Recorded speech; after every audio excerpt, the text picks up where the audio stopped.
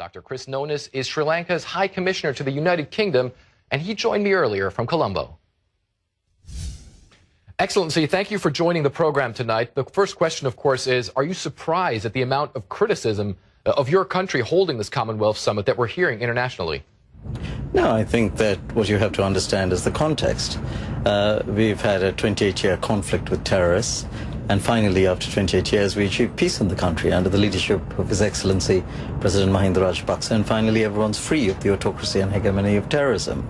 But one has to understand that there's a tremendous influence from those who funded the terrorist conflict, who are now carrying out really a proxy propaganda war. So no, it's not surprising at all that the proxy propaganda war is continuing, but certainly what we realize is that over the years, as people realize the wonderful reconciliation, rehabilitation and reconstruction program that we are carrying out in Sri Lanka, that gradually that proxy propaganda war will lose its currency. But of course, the big concern remains the fact that there still is a long way to go as far as reconciliation is concerned. And of course, the biggest concern there is the fact that there are still these allegations out there of alleged war crimes in the dying hours of the campaign to oust the Tamil Tigers. There's talk of indiscriminate shelling of no fire zone. There's talk of executions. Why not address all of that? Why not put all of that to rest by starting an independent international investigation into everything?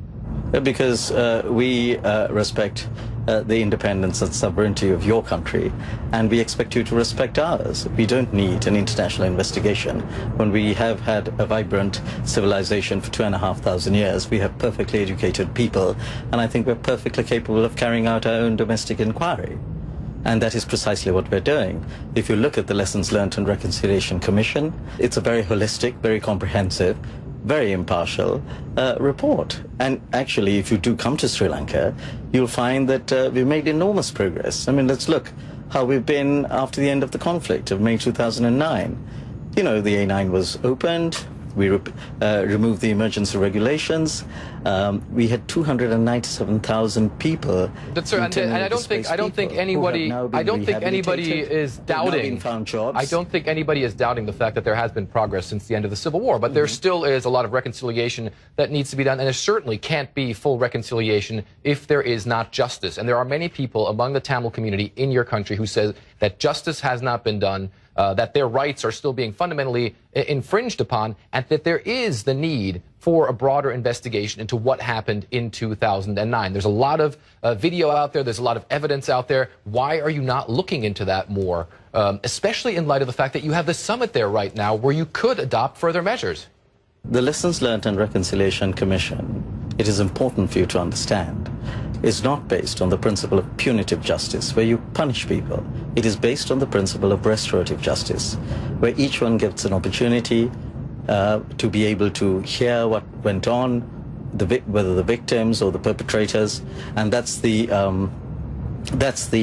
essence of the LLRC, and it's the similar report and the similar principle behind the TRC of South Africa. It is also important to bring all the facts on the table and to look at exactly what happened during the end of that conflict, isn't it? I mean, you will agree that it is fundamentally important for the people who were affected by all this, for the community who were affected by all this, to understand what exactly happened there.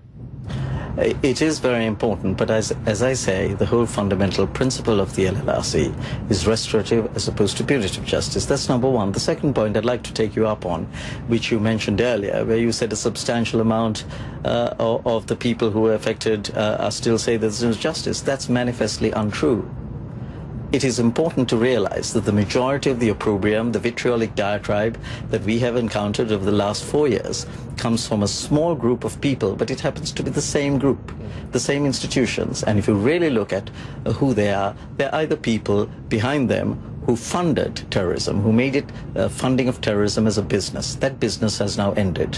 So this issue, it is very important to understand that this very vitriolic diatribe that we sometimes hear is predominantly coming from a small segment of the diaspora communities and a small segment of people, funded institutions, who have their own collateral agendas. Well, sir, you say that the people who are criticizing you, are a small minority in the diaspora, but there are also those heads of government who are simply not attending this summit because it is in your country. You have the Prime Minister of India. You have the Prime Minister of Canada. You have the Prime Minister of Britain, who was very critical, who says in a bilateral meeting he's going to bring all these issues up. You have William Hague of Britain, who said that clearly there were crimes committed in 2009 and all of this has to be dealt with.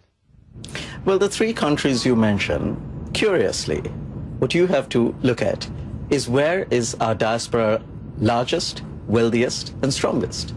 And the three countries you mention happen to be in the top 5. There's your answer. Just look at it. Each country, each leader has their domestic political considerations. We understand that. After all, they're politicians. We understand that each country has their domestic electoral compulsions. We're a vibrant democracy, and we cherish the principles of democracy and development, the twin pillars of the Commonwealth. If you're telling me that you cherish the principles of democracy, then I'm sure that you also cherish the principles of free speech, for is it? Why is it that journalists that are coming to your country are being heckled when they try to visit, for instance, the North? You have a team from the British broadcaster ITN who was prevented from going into the North on a train because of demonstrators that show up. Apparently demonstrators showing up everywhere where this crew goes. You have Sri Lankan journalists that are also running into issues. You're saying people need to visit the country and need to check out how great things really are. Why are they being held back? I don't think anyone's holding anyone back. The point you're trying to make is that people are protesting against other people. That is precisely what happens when different people go to your country. Even some of our leaders have been heckled time and time again. Why? The response we are given is the response you gave, is that you are a vibrant democracy. And that's the response, sir, I'm giving back to you. It is because we're a vibrant democracy, it is precisely because we believe in free speech, that we encourage divergent opinion. And I think you should respect that. Thank you very much for joining the program. Thank you. Thank you.